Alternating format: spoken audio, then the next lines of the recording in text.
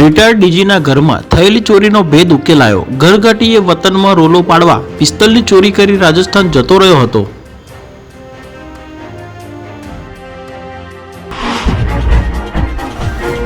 ઓવરસ્પીડમાં વાહન ચાલકને રોકતા હોબાળો। પરિવારે સાબરમતી રિવરફ્રન્ટ પીઆઈ અને સ્ટાફને પટ્ટા અને વર્દી ઉતારી લેવાની ધમકી આપી।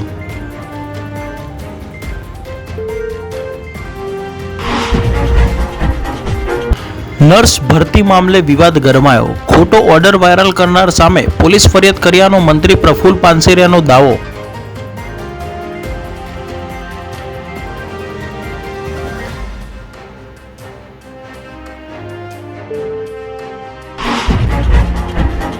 ખેતીના હિસાબની માથાકૂટમાં હીરાના વેપારી પર જીવલેણ હુમલો। 4 શખ્સે ખેડૂતની કારને રસ્તામાં આંતરી જીવલેણ હુમલો કર્યો। લાખોની લૂંટ ચલાવી ફરાર।